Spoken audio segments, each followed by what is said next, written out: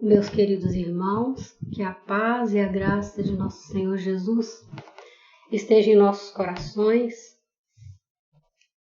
Nós estamos aqui para estudar mais uma lição da Escola Bíblica Dominical. O estudo de número 37, que ainda tem como tema Família Cristã, que é o nosso tema geral desse semestre. Estamos estudando com o pastor Cioli. A lição de hoje, ela se encontra baseada no texto de 1 Coríntios 13, do versículo 1 até o versículo 10. E o assunto de hoje é Agência de Cidadania. Família Cristã, ela é uma agência de cidadania. Estamos estudando várias lições a respeito das características de uma família cristã. Então, o nosso texto básico de hoje. 1 Coríntios 13, de 1 a 10. Ainda que eu fale as línguas dos homens e dos anjos, se não tiver amor, serei como o sino que ressoa, ou como um prato que retine. Ainda que eu tenha o dom de profecia e saiba todos os mistérios e todo o conhecimento e tenha uma fé capaz de mover montanhas, se não tiver amor, nada serei. Ainda que eu dê aos pobres tudo o que possuo e entregue o meu corpo para ser queimado, se não tiver amor, nada disso me valerá. O amor é paciente, o amor é bondoso, não inveja, não se vangloria, não se orgulha, não maltrata, não procura seus interesses, não se ira facilmente, não guarda rancor, não se alegra com a injustiça, mas se alegra com a verdade. Tudo sofre, tudo crê, tudo espera, tudo suporta. O amor nunca perece, mas as profecias desaparecerão. As línguas cessarão, o conhecimento passará. Pois em parte conhecemos, em parte profetizamos. Quando, porém, vier o que é perfeito, o que é imperfeito desaparecerá. Então, todo conhecimento do homem, todos os dons que o homem possa ter nessa terra, e tudo que ele fizer, tudo que ele for, tudo que ele almeja, tudo que ele tem, tudo que ele deseja nessa vida, passará. Então virá o que é perfeito, virá a glória do Pai, virá a redenção, virá a vida eterna, que nunca desaparece. E uma das coisas que nunca vai desaparecer é o amor. A nossa fé vai ficar aqui na terra, a nossa confiança, a nossa esperança, mas o amor não. Por que o amor é eterno? Por que o amor nunca desaparece, nunca se acaba e nunca se esgota? Porque Deus é amor e Ele é eterno. Mas afinal nos perguntamos, o que é o amor? Como nós podemos viver e como nós podemos transmitir amor? O que é o amor? Paulo, nesse texto de 1 Coríntios, ele descreve o amor usando 15 verbos em apenas 3 versículos. 15 verbos de ação, definindo o que é amor, em atos de bondade. E dizendo, não em palavras apenas, mas ele descreve em atitudes. O amor, ele é ativo. O amor é um verbo, assim como Deus também é um verbo. O amor está em ação, assim como Deus nunca sai da sua ação.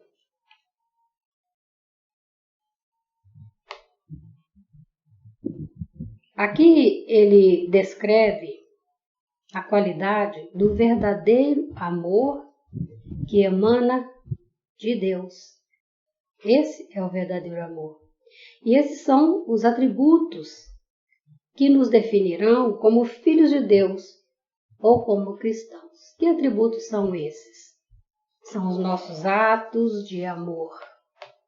Não nos irritando, não guardando rancor, não nos alegrando com a injustiça, sofrendo por amor a Cristo, tudo crendo na palavra, em Deus. Então, nós devemos ser o quê? Pacientes e benignos, sempre alegres, agradecidos com as condições vividas. Muitas pessoas não se alegram e não se contentam com o que vivem. Querem sempre mais alguma coisa para acrescentar, querem viver diferente, querem viver mais abastado, mais conceituado. Estão sempre buscando alguma coisa. Mas Paulo fala que aquele que tem o verdadeiro amor em si, ele se alegra, ele tudo suporta, ele tudo espera, tudo crê. Então ele é paciente e benigno. Então sem ganância, sem injustiça, sem vaidade, sem usura, né? Coisas assim que não são características de um amor verdadeiro. Então, levando em conta o bem-estar do outro, a despeito do nosso próprio, como Jesus nos ordenou, nós não devemos buscar só os nossos interesses. É lógico que em algumas situações, em algumas ocasiões, nós até buscamos interesse próprio, mas o nosso interesse não pode estar acima, além do interesse do outro. Nós temos que levar em conta o interesse do nosso irmão. E assim na família cristã, os pais que são cristãos, que conhecem, né, toda essa verdade, eles precisam dedicar aos seus filhos o amor assim, dessa forma, este amor firme, verdadeiro. E assim eles vão revelar para eles, vão demonstrar a eles o nosso relacionamento para com Deus, o relacionamento de Deus para conosco, porque o relacionamento de Deus para conosco, ele é baseado neste verdadeiro amor, porque este amor emana de Deus, o próprio Deus é chamado de Deus do amor. Então, vivendo no lar, essa comunhão de amor, né? Todos os membros vão desfrutar das bênçãos de Deus. E além deles desfrutar da bênção de Deus no seu lar, eles vão estender essa bênção no convívio da Igreja de Cristo, porque família é a base da igreja. Uma família que ela aplica dentro do seu lar a comunhão, o amor, a bondade, a benignidade, a paciência, ela vai levar esse fruto para a igreja. Ele vai abençoar, elas vão abençoar esta igreja onde eles convivem. Então essa comunhão de amor no seio da igreja é como se fosse uma antecipação do que será a vida na glória. E a igreja, quando vive esse verdadeiro amor, quando vive essa comunhão verdadeira, quando ela busca essas características, ela revela, ela mostra ao mundo o caráter do nosso Deus. Então Paulo queria isto para a igreja de Coríntios. Ele chamava a atenção da igreja de Coríntios para viver esse amor, para não deixar que isso se estragasse no seio da comunhão. Então nós podemos hoje desenvolver isso entre nós, né, na nossa igreja, na nossa família. Quando nós colocamos a nossa vida verdadeiramente a serviço do reino de Deus, quando nós desejamos dentro de nós implantar o reino de Deus no coração do outro e vivenciar este reino de Deus também no nosso coração, nós podemos resgatar esse verdadeiro amor. Então hoje, o nosso tema de família é a família cristã, é uma agência de cidadania. Então, como cidadãos terrenos, como pessoas humanas, nós temos uma nacionalidade. Nós, porém, que estamos aqui, somos brasileiros. A nossa nação é o Brasil. Mas, como cristãos, pessoas lavadas, remidas pelo sangue, filhos de Deus, nós somos cidadãos do reino de Deus. Um reino ainda invisível, futuro, mas hoje tão real quanto o nosso chão, quanto o chão da nossa pátria. Isso é uma coisa real. Não é uma utopia, não é uma coisa que nós esperamos e não sabemos onde está. Nós sabemos muito bem que hoje o reino de Deus é implantado no meu coração, mas um dia ele vai ser um reino verdadeiro e ele será sempre eterno. Nós temos identidade, com a nossa pátria na terra. Nós temos os nossos costumes, as nossas línguas, a nossa aparência física. Nós sabemos, simplesmente pelo olhar, quem é o japonês, quem é um alemão, quem é um americano, quem é um brasileiro. Pela sua aparência, a sua forma de comunicar, seus costumes, seus usos. Então, o cidadão do reino de Deus, ele tem também a sua identidade com a sua pátria, que é a pátria celestial. E para isso ele tem que ser semelhante a um filho do reino. Cidadão do reino, tendo em si as marcas deste cidadão. E tudo isso ele vai demonstrar nas suas ações, como Deus nos ordena que sejamos. Nós fomos criados por Deus para pertencer ao seu reino eterno, não só essa terra. Nós não fomos criados para ser cidadãos terrenos, para nascer, crescer, envelhecer e partir. Nós não fomos criados só para isso. Esse é o nosso início. Lá em 1 João, no capítulo 4, do versículo 5, a Bíblia nos diz assim: se alguém confessa publicamente que Jesus é o Filho de Deus, Deus permanece nele e ele em Deus. Assim conhecemos o amor que Deus tem por nós e confiamos nesse amor. Deus é amor. Todo aquele que permanece no amor, permanece em Deus e Deus nele. São as marcas de um cidadão do reino. Então o cidadão do reino ele precisa ter as mesmas marcas que o seu rei. Quem é Deus? Deus é amor. Quem somos nós? Filhos do reino de Deus, cidadãos do reino de Deus. Então nós temos que ter a marca do amor. Se Deus é amor e nos criou por seu amor, nós temos capacidade de amar. Nós somos criados como pessoas capacitadas a amar, porque nós somos criados pelo amor de Deus, que é amor. Meio complicado, irmãos, e na verdade é tão simples. Quem não ama? Quem não ama não pertence a Deus. Não é cidadão do reino de Deus, porque o fundamento do reino de Deus é o amor, a sua característica maior. Então a família cristã tem como missão mostrar ao mundo as suas marcas de cidadão celeste para influenciar as pessoas, mediante a sua conduta baseada no amor e na graça de Jesus Cristo. Então, o cidadão do reino é conhecido pela sua capacidade de amar e servir ao próximo.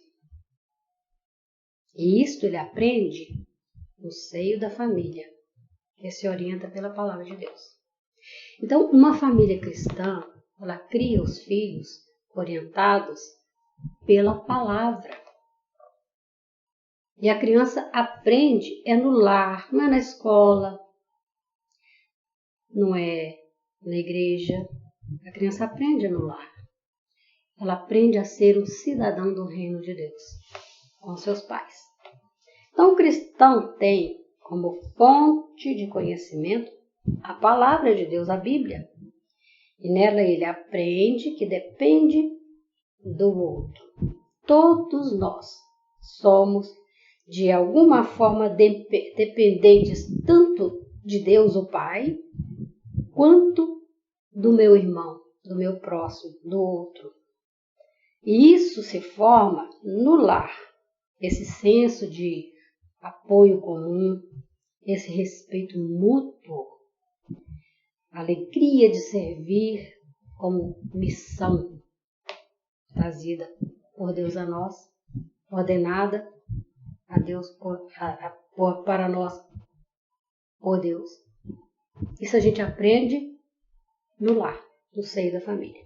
Então Jesus nos ensina como devemos praticar o amor.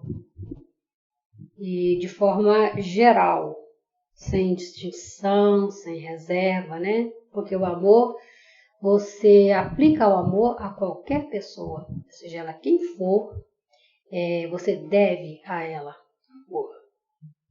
Em Mateus 22, de 39 a 40, está escrito: ame o seu próximo como a si mesmo. Como é que você vai amar o seu próximo? Como você deseja ser amado por ele. É assim que você deve amar o seu próximo.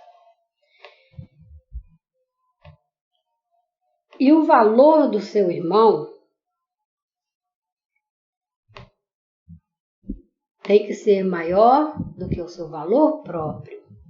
Porque o alvo do seu amor é ele. São todos os que você conhece, todos que você sabe que existe, é que você deve amor. Mateus 5,44 diz assim: amem os seus inimigos e ore por aqueles que os perseguem, para que vocês venham a ser filhos do seu Pai que está nos céus. Então, um cidadão do reino, uma pessoa só se torna cidadão do reino quando ela aprende a agir de forma verdadeira, de forma a pertencer a este reino. E a palavra diz que você ame a todos, não só os próximos, os de longe também. Você deve amor a todas as pessoas, acima do seu desejo próprio de ser amado. E como você deseja receber amor, você também tem que dar amor. Então Jesus, ele veio ao mundo e serviu. Em toda a sua trajetória de vida, ele serviu. A sua história como homem terreno, né? Como homem carnal, teve um intervalo de 18 anos, desde a sua manifestação do templo, com 12 anos de idade, até a sua aparição como Messias no batismo de João, aos 30 anos. E nesse intervalo de 18 anos, quem foi Jesus? Foi um carpinteiro. A quem ele estava servindo? A sua família, a sua mãe, os seus irmãos mais jovens. Ele estava ali trabalhando, ele estava aí servindo a família. Ele estava ali dando exemplo de como uma família deve ser. Na sua curta trajetória até a cruz, do batismo até a cruz, ele curou, ele libertou, ele transformou vidas, ele instruiu, ele ensinou, ele preparou discípulos para implantar no mundo o seu reino. Em todo o tempo da sua vida terrena, Jesus serviu. Há um ditado popular que nos diz: se bom mestre, melhor discípulo. Nós nunca seremos melhor que Jesus o nosso mestre, mas nós podemos almejar algo como: excelente mestre, bons discípulos.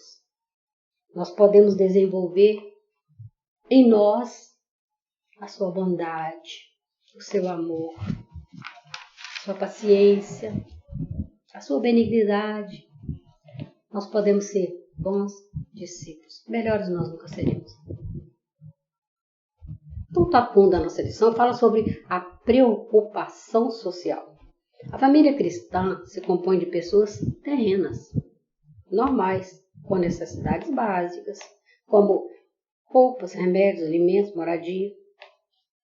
O cristão não pode ignorar esta necessidade no seio da família. Então, entender que temos como missão o servir ao próximo e a nós mesmos nessas necessidades como seres humanos. Todo mundo tem necessidade de alimento, de calçado, de roupa, de moradia, às vezes de remédio. Nós temos essas necessidades comuns. Então, para nos ensinar, Jesus, o excelente mestre, como exemplo, não só no seu ministério de 3 anos e meio, mas durante a sua existência terrena inteira, Jesus nos ensinou. Nós focamos muito nesses 3 anos e meio de ministério de Jesus, mas nós esquecemos que Jesus, antes do seu ministério espiritual, ele também teve o seu ministério com a família, que era o seu ministério terreno. Jesus foi carpinteiro, homem de mãos calejadas, serviu, cortando madeira, lixando, pregando, unindo peças, fabricando artefatos. E sem os recursos de hoje, tudo de maneira artesanal. Jesus trabalhou muito, muito mesmo. Então, para quê? Jesus não tinha necessidade? Tinha. Ele tinha uma família. Seu pai já havia morrido, sua mãe estava viúva, seus irmãos eram menores, ela tinha muitos filhos. Então, para quê? Para sustentar a sua família, Jesus se tornou um carpinteiro. Então, seus irmãos, sua mãe, na viuvez, né? Ele era o quê? Ele era arrimo de família. Nós esquecemos disso, irmãos. Nós pensamos só no lado espiritual de Cristo, naquele mestre bondoso, maravilhoso, que curava enfermos, que dava vista aos cegos, que curava o cego, o surdo, o mudo, endireitava as pessoas, e pregava, e resgatava almas, e preparava discípulos, e orava. Nós nos concentramos muito nesses 3 anos e meio. Mas Jesus tinha 30 anos quando começou seu ministério. Então, até 12 anos, a gente vê a infância dele, com 12 anos ele no templo. E o último relato foi esse da sua infância, nós vamos encontrá-lo com 30. Mas e esses 18 anos que ele viveu como carpinteiro? No seio da família, sustentando a sua família, trabalhando. Ele não tinha máquinas como tem hoje. Ele trabalhava com suas mãos. Ele era um homem rude, serviu de mãos calejadas.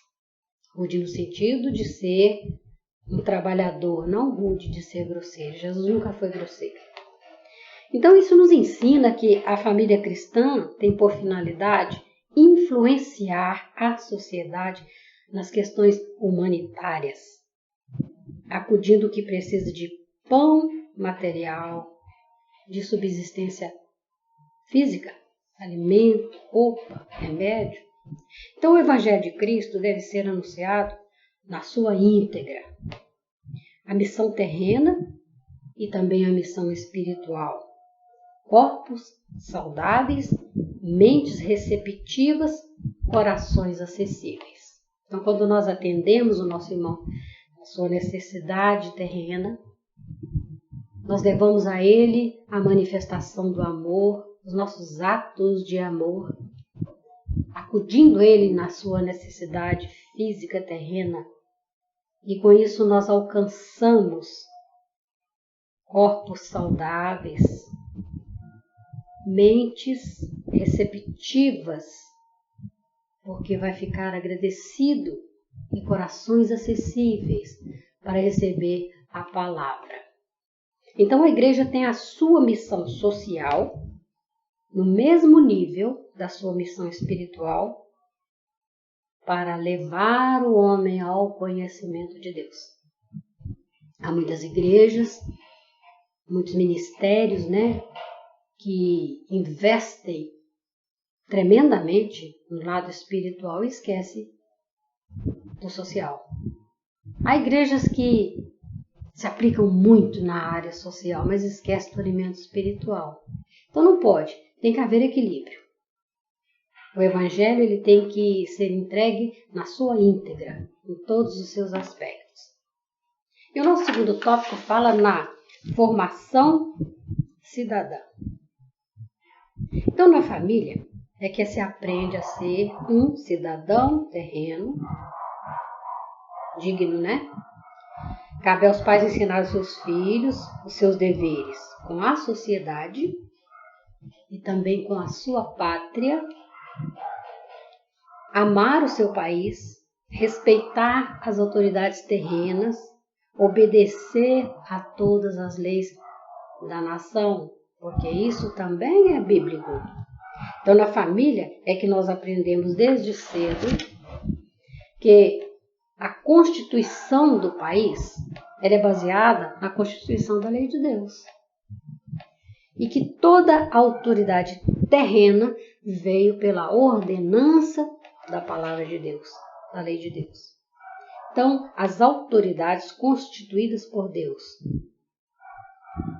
são quem? São os pais, os primeiros constituídos, os professores, os anciãos, os empregadores, os chefes de cidade, chefe de estado, chefe de nação, todos que governam ou estão acima em qualquer situação de autoridade. Todos foram constituídos por Deus. O próprio Jesus disse aos seus discípulos, quando eles vieram inquirir sobre tributo, Jesus disse, dai a César o que é de César e a Deus o que é de Deus. Esclarecendo que não importa o que seja ou o que faça, aquela autoridade deve ser respeitada. Não importa quem seja, não importa o que ele faça, ela deve ser respeitada. E o respeito se aprende na família. As crianças bem pequenininhas, elas aprendem primeiro a respeitar o papai, a mamãe. Depois ela vai estendendo, O tio, a titia, a vovó, o vovô, depois as professoras, as pessoas que constituem autoridade sobre a sua vida, gradativamente ela vai aprendendo a respeitar. Jesus defendeu a finalidade do seu reino espiritual quando ele afirmou, aos seus discípulos, o meu reino não é deste mundo. Aí Jesus agora já estava falando espiritualmente, o meu reino não é deste mundo. Jesus veio implantar no coração humano o respeito, o temor do Senhor, para formar futuramente uma nação celeste de futuros cidadãos do céu, na sua morada eterna. Lá nós vamos reinar realmente, verdadeiramente. Mas a sua palavra também nos exorta a praticar a cidadania terrena, da mesma forma da cidadania celeste, com temor, com respeito, de forma correta, como verdadeiros e bons cristãos. Então, cabe ao cristão observar o conceito bíblico em todos os seus aspectos, os aspectos de vida. Nossa lição nos traz o pensamento de Sidney Ferreira. Este eu não sei quem é, porque não foi citado quem, mas é sobre cidadania cristã. Então ele disse assim, exerça a cidadania com ética bíblica, conforme Provérbios 29, 26. a Bíblia relata, né, que muitos desejam os favores do governante, mas é do Senhor que procede a justiça. E o versículo 2 diz assim: quando os ímpios governam, o povo geme. Então, um mau governo traz prejuízo para o povo. Um bom governo traz bênção para o povo. Mas ainda que ele seja um mau governo, a justiça venha do Senhor. Isso é que nós temos que entender. Temos que respeitar? Temos. Porque é bíblico, porque é mandamento. E se ele for um bom governo, amém. Nós vamos abençoá-lo, nós vamos orar por ele, nós vamos ficar felizes com ele. Se ele for um mau governo, nós vamos orar por ele, nós vamos abençoar por ele, nós vamos nos alegrar com ele, porque a justiça vem do Senhor, não é do governo. Então o homem cristão, ele leva a família a respeitar o governante, orar por ele, abençoar o seu governo. Mas ele sabe, o bom cristão sabe, que ele pode esperar justiça e favor só no Criador, só em Deus. É de Deus que vem a justiça. Ele vai ensinar os seus a exercer a sua cidadania pela promessa bíblica, pela promessa da palavra, de acordo com o que ela ordena. A Bíblia fala que feliz é o homem que anda segundo os mandamentos de Deus. Então, de qualquer forma, o cristão é feliz. Não importa quem sejam os seus governantes. Ele sabe que ele tem que respeitar, tem que amar, tem que orar, tem que obedecer, tem que abençoar, mas ele sabe que a sua justiça, o seu bem-estar, a sua alegria vem quando ele teme ao Senhor. Então o papel da família cristã, exercido com seriedade, em prol da sociedade, ela pode produzir muito benefício. Famílias comprometidas com o Evangelho de Cristo, orientação da palavra. O seu papel é ser exemplo para o mundo ao seu redor, combatendo as trevas, combatendo o pecado na sociedade, levando o conhecimento de Deus, ajudando o mais necessitado, exercendo o amor do Pai. Esse é o papel da família cristã. Revelar ao mundo o perfeito amor que emana do Pai e que foi manifestado em Cristo Jesus, nosso Senhor e Mestre. E acima de tudo, irmãos, proclamar que o reino de Deus é chegado através de Cristo e que é um reino, embora invisível, embora para o futuro, mas esse reino, ele é real porque ele está implantado, ele habita em nós. Esse reino que deve ser proclamado. Então que Deus abençoe as nossas famílias, que nos abençoe como família, como igreja, como comunidade cristã, e que Deus nos dê essa capacidade de amar verdadeiramente o nosso próximo. Amém?